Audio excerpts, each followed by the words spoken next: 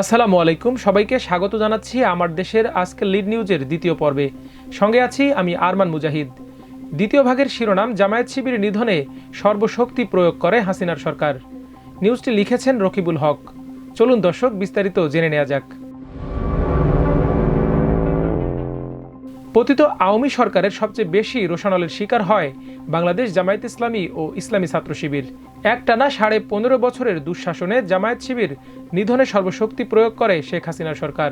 বিতর্কিত ট্রাইব্যুনাল গঠনের মাধ্যমে বিচারের নামে প্রহসন করে মিথ্যা অভিযোগে জামায়াতের শীর্ষ 5 নেতার ফাঁসি কার্যকর সহ সাজাপ্রাপ্ত 11 জনের জীবন বিপন্ন করে তৎকালীন সরকার। মিথ্যা অভিযোগে মৃত্যুদণ্ডের রায় মাথায় নিয়ে এখনও কারাগারে দিন কাটাচ্ছেন কেন্দ্রীয় এক নেতা।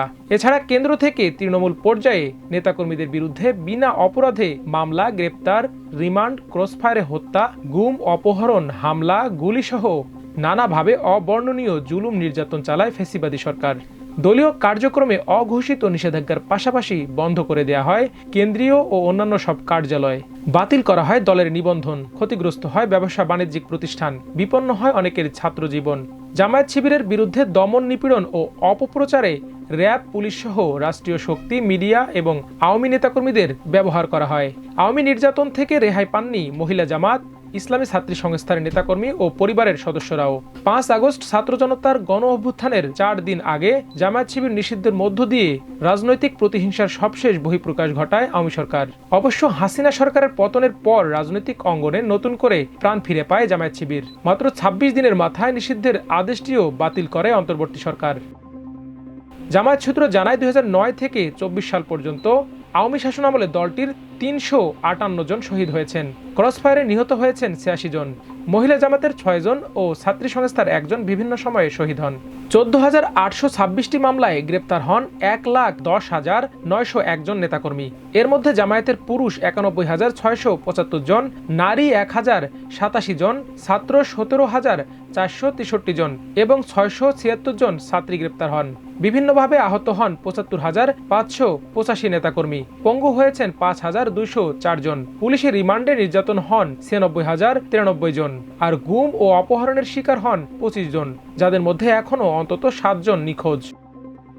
আওয়ামী আমলে দেশের বিভিন্ন স্থানে জামায়াত নেতাকর্মীদের 5,000 বাড়িঘর ভাঙচুর, লুটপাট ও অগ্নিসংযোগ করা হয়েছে। এতে অন্তত 200 কোটি টাকার ক্ষতি হয়েছে। এ সময় জামায়াতের 3,021টি দলীয় অফিস বন্ধ করে দেওয়ায় ক্ষতি হয়েছে 50 কোটি টাকা।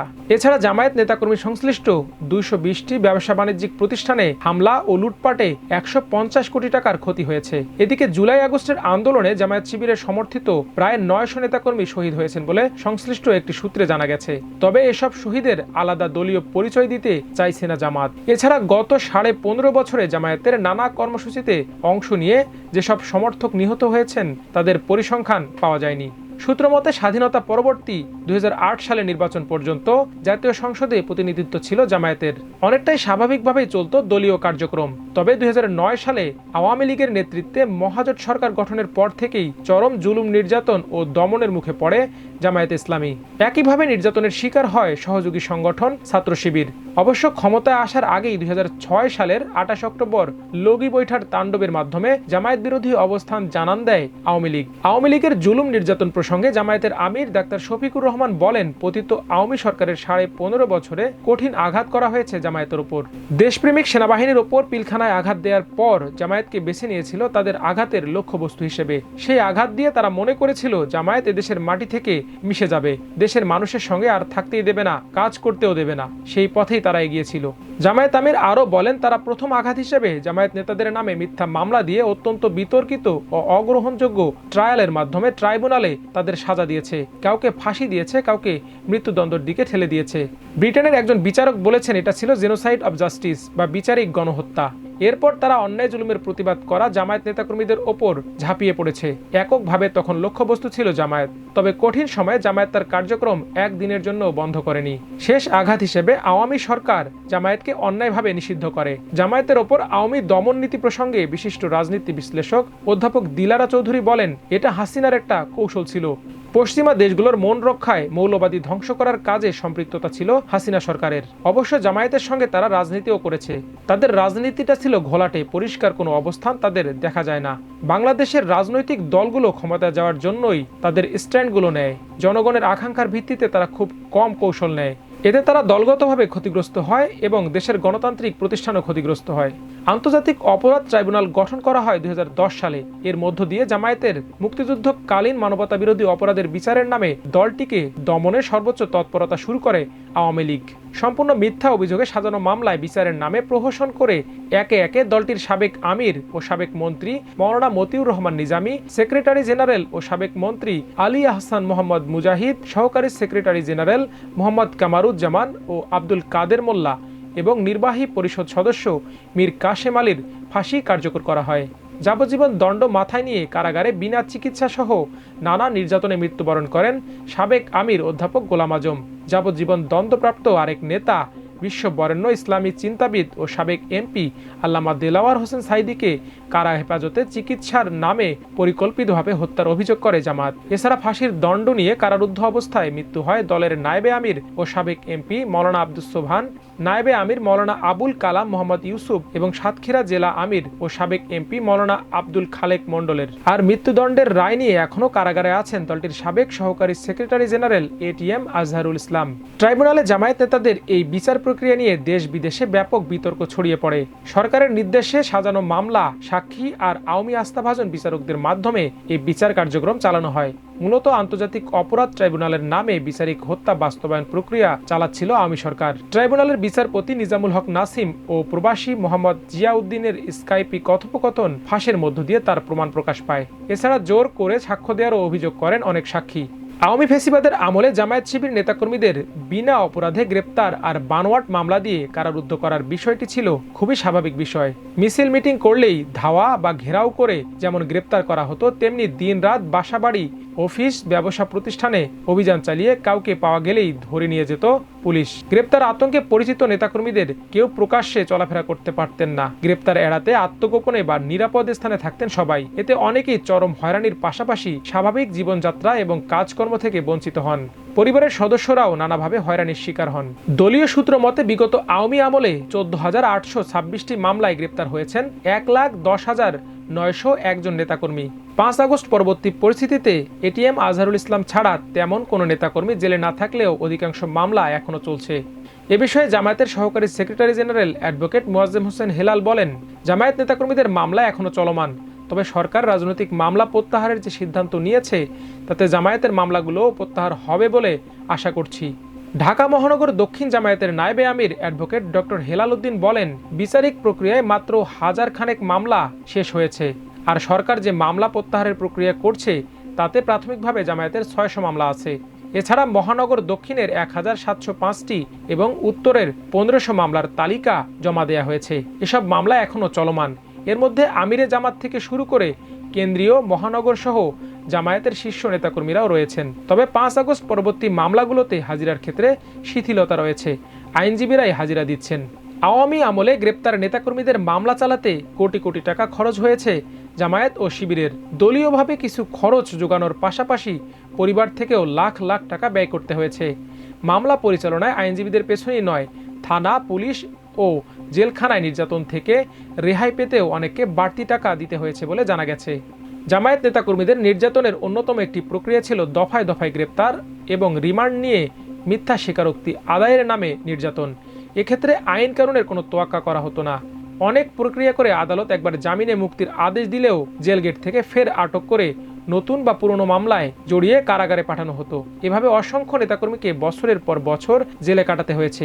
রিমান্ডে নির্যাতন আর দীর্ঘ জেল জীবন থেকে মুক্তি পেলেও স্বাভাবিক জীবনে ফিরতে পারেননি অনেকেই। 4.5 বছর জেল খাটেন শিবিরের সাবেক কেন্দ্রীয় সভাপতি ও ঢাকা মহানগর দক্ষিণের সেক্রেটারি ডক্টর শফিকুল ইসলাম মাসুদ। গ্রেপ্তারের পর টানা 67 দিন রিমান্ডে নিয়ে মিথ্যা স্বীকারোক্তি আদায়ে তার ওপর চালানো হয় বর্বর নির্যাতন। আজও সেই নির্যাতনের ধকল কাটিয়ে উঠতে পারেননি তিনি। একইভাবে গ্রেপ্তারের পর নির্যাতনের শিকার হন জামায়াতের কেন্দ্র থেকে তৃণমূল পর্যায়ের অনেক নেতা। এ বিষয়ে ডক্টর মাসুদ বলেন, রিমান্ডে বিভিন্ন সময়ে আমাকে ক্রসফায়ার, ছাদ থেকে ফেলে দেয়া সহ প্রাণনাশের নানা হুমকি দেওয়া হয়।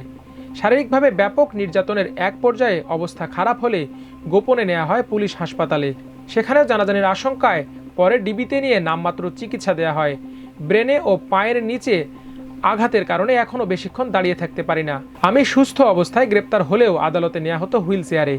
এ জামায়াত নেতা আরও বলেন, আদালত নো অ্যারেস্ট নো হ্যারেস রায় দিলেও তা মানত না পুলিশ। মুক্তির সময় জেলগেট থেকে আবার গ্রেপ্তার করা হতো। চিকিৎসার আদেশ দিলেও আওয়ামী চিকিৎসকরা আমাদের ভর্তি না করে সামান্য কিছু ওষুধ দিয়ে পাঠিয়ে দিত। একইভাবে জামায়াতের বর্তমান আমির doctor Shafiqur Rahman, secretary general অধ্যাপক মিয়া গোলাম পরোয়ার, সহকারী সেক্রেটারি জেনারেল মৌলানা রফিকুল ইসলাম খান, মহানগর দক্ষিণের আমির নুরুল ইসলাম বুলবুল, সহকারী সেক্রেটারি দেলোয়ার হোসেন সহ শীর্ষ অনেক নেতা দফায় দফায় রিমান্ডে নির্যাতিত হওয়ার পাশাপাশি 1 থেকে 4 বছর পর্যন্ত জেল খেটেছেন। এছাড়া রিমান্ডে ও কারাগারে নির্যাতনের শিকার কেন্দ্রীয় নির্বাহী পরিষদের সাবেক সদস্য অধ্যাপক তাসনিম আলম মুক্তির পরও স্বাভাবিক জীবনে ফিরতে পারেননি। বর্তমানে প্যারালাইজড অবস্থায় আছেন তিনি। এভাবে বহু নেতাকর্মীর জীবন বিপন্ন করে দিয়েছে আওয়ামী সরকার। শুধু গ্রেপ্তার নির্যাতনই নয়, জামায়াত শিবিরের অনেক নেতাকর্মীকে অপহরণ ও দীর্ঘদিন গুম করে রাখা হয় গত 15.5 বছরে। 5 আগস্ট পরবর্তী গুম হওয়া বেশ কয়েকজন ফিরে আসার পর নির্যাতনের ভয়াবহতা সামনে আসে। তবে 1 যুগ আগে ইবি শিবির নেতা ওয়ালিউল্লাহ ও আল মুকাদ্দেস সহ বিভিন্ন সময়ে গুম হওয়া অন্তত 7 জনের এখনও সন্ধান মেলেনি। জামায়াত পরিবারের সদস্যরা রেহাই পাননি গুম থেকে। এর মধ্যে অধ্যাপক গোলাম আজমের ছেলে বাধ্যতামূলক অবসরপ্রাপ্ত ব্রিগেডিয়ার জেনারেল আবদুল্লাহিল আমান আজমি এবং মীর কাশেম আলীর ছেলে ব্যারিস্টার আরমান 8 বছর পর আয়নাঘর থেকে ছাড়া পান। আরও 3 শিবির নেতা 3 বছর গুমের পর অসুস্থ অবস্থায় ফেরত আসেন। জামায়াত দমনের অংশ হিসেবে এক পর্যায়ে দলটির কেন্দ্রীয় মহানগর সহ সব কার্যালয় অঘোষিতভাবে বন্ধ করে দেয় ফ্যাসিস্ট সরকার। কার্যালয় সহ জামায়াত নেতাদের বাসা, অফিস ও ব্যবসা প্রতিষ্ঠান এলাকায় থাকত পুলিশ ও গোয়েন্দা নজরদারি। এ অবস্থায় বিকল্প অফিস এবং গোপনীয়তা রক্ষা করে চলত জামায়াত শিবিরের কার্যক্রম। আওয়ামী আমলে জামায়াত শিবিরের সাংগঠনিক বই প্রকাশ্যে রাখা ও পড়া অঘোষিত নিষিদ্ধ ছিল। এমনকি জামায়াত সংশ্লিষ্টদের লেখা তাফসির ও অন্যান্য ইসলামী বইপত্র পড়া এবং বহন করা যেত না। কোথাও ধর্মীয় বই পেলেই জামায়াত শিবির সম্পৃক্ততার অভিযোগ তুলে গ্রেপ্তার, নির্যাতন চালানো হতো। ধর্মীয় অনেক বই বেচা কেনা ও প্রকাশনায় ছিল বাধা। কাউকে আটক করলেই সঙ্গে ধর্মীয় বই রেখে তাকে জিহাদি বই আখ্যা দিয়ে জঙ্গি সম্পৃক্ততার প্রচার চালাতো পুলিশ, র্যাব। মিছিল, মিটিং বা কোনো কর্মসূচি পালন করলেই চালানো হতো পুলিশি অ্যাকশন। টিয়ার সেল, লাঠিচার্জ সহ অতর্কিত গুলি চালানো হতো জামায়াত শিবিরের নেতাকর্মীদের ওপর। ধরে নিয়ে কাছ থেকেও গুলি করার বহু ঘটনা ঘটেছে। নেতাকর্মীদের ওপর প্রথমে হামলা চালিয়ে সেটাকে পুলিশের ওপর হামলা, আক্রমণ বলে অপপ্রচার চালানো হতো বিভিন্ন মিডিয়ায়। এতে গ্রেপ্তার, নির্যাতন সহজ হতো আইন শৃঙ্খলা বাহিনীর জন্য। শুধু প্রকাশ্যে নয়, কোনো বাসা বা অফিসে সাংগঠনিক বৈঠক বা কোরআন হাদিসের আলোচনা করার খবর পেলেই তা রাষ্ট্রবিরোধী গোপন কার্যক্রম হিসেবে অপপ্রচার করে নির্যাতন চালাতো আইন শৃঙ্খলা বাহিনী। আওয়ামী নির্যাতন প্রসঙ্গে ভুক্তভোগী ঢাকা মহানগর উত্তর জামায়াতের যুব বিভাগের সেক্রেটারি হাসানুল বান্না চপল বলেন, 2023 সালের 20 ডিসেম্বর গভীর রাতে আমার বাসায় হানা দেয় ডিবি পুলিশ। পরিবারকে জিম্মি করে বিনা অপরাধে আমাকে টেনে হিঁচড়ে নিয়ে যায়। গাড়িতে তুলেই চোখ বেঁধে শুরু হয় নির্যাতন। এক পর্যায়ে ক্রস ফায়ারে দিয়ে লাশ গুম করারও হুমকি দেওয়া হয়। দীর্ঘ 2 মাস পর জামিনে মুক্তি পেলেও পরবর্তী দিনগুলো আর স্বাভাবিক জীবনে ফেরা হয়নি আমার। শুধু আমি নই, দলের হাজার হাজার নেতাকর্মী এমন পরিস্থিতির শিকার হন। শিক্ষাঙ্গনকে শিবির মুক্ত করতে ব্যাপক ষড়যন্ত্র করে আওয়ামী সরকার। ছাত্রলীগ, শিক্ষা প্রতিষ্ঠান প্রশাসন, আইন শৃঙ্খলা বাহিনী ও আওয়ামী লীগের যৌথ উদ্যোগে একের পর এক হামলা, গ্রেপ্তার সহ চতুর্মুখী নির্যাতন চালানো হয়। শিবির সন্দেহ হলেই ধরে নির্যাতন ও পুলিশের হাতে তুলে দেয়া যেন অঘোষিত নিয়মে পরিণত হয়েছিল। এতে প্রকাশ্যে কার্যক্রম চালানো তো দূরের কথা, শিবিরের পরিচয়ে কোনো প্রতিষ্ঠানে লেখাপড়া করাই অসম্ভব হয়ে ওঠে। শিবির সূত্র জানায়, বিগত আওয়ামী আমলে 17,181টি মামলায় শিবিরের 66,240 নেতাকর্মী গ্রেপ্তার হন। রিমান্ডে নির্যাতিত হন 19,196 জন। অনেকে বিভিন্ন মেয়াদে সাজাপ্রাপ্ত হন। এ সময় 101 জন শহীদ, 31,257 জন আহত এবং 133 জন পঙ্গু হন। শিবিরের কেন্দ্রীয় প্রচার সম্পাদক আজিজুর রহমান আজাদ বলেন, শিবির নেতাকর্মীদের নামে এখনও 11,000 রাজনৈতিক মামলা চলমান। এগুলো নিষ্পত্তির জন্য আইন উপদেষ্টাকে জানানো হয়েছে। তবে এখনও দৃশ্যমান কোনো অগ্রগতি হয়নি। শিবিরের কেন্দ্রীয় সভাপতি জাহিদুল ইসলাম বলেন, দেশের ইতিহাসে গত ১.৫ দশক ছিল গণতন্ত্র ও মানবাধিকারের জন্য সবচেয়ে বিভীষিকাময় অধ্যায়। এ সময় হাসিনার প্রধান লক্ষ্যবস্তুতে পরিণত হয় ছাত্র শিবির। তাই শিবির নিধনের জন্য এক জঘন্য কৌশল অবলম্বন করে আওয়ামী লীগ। চিরুনি অভিযানের নামে হাসিনার পোষা বাহিনী শিবিরের নেতাকর্মীদের মেস বাসা বাড়ি থেকে তুলে নিয়ে অকথ্য নির্যাতন চালায়। তারা অসংখ্য নিরপরাধ কর্মীদের সাংগঠনিক ও ব্যক্তিগত কর্মকাণ্ডের অধিকার হরণ করে। কোরআন হাদিসের ক্লাস, ঘরোয়া প্রোগ্রাম, শিক্ষা প্রতিষ্ঠান, এমনকি মসজিদে নামাজরত অবস্থায় থেকে তুলে নিয়ে গুম ও হত্যা করতেও তারা দ্বিধা করেনি। শিবির সভাপতি আরও বলেন, গত ১৫ বছরে ফ্যাসিস্ট সরকার শিবিরের ১০১ জনকে হত্যা এবং সহস্রাধিক জনকে চিরতরে পঙ্গু করে দিয়েছে। এ সময় অজস্র কর্মীকে গুম করে। এখনও তাদের মধ্যে ৭ জন নিখোঁজ। সবচেয়ে নির্মম বিষয় হলো, রাবি শিবির সেক্রেটারি শহীদ শরীফুজ্জামান নোমানী সহ সারা দেশের প্রায় প্রতিটি হত্যাকাণ্ডে ভিকটিমদের বিরুদ্ধেই মামলা করা হয়।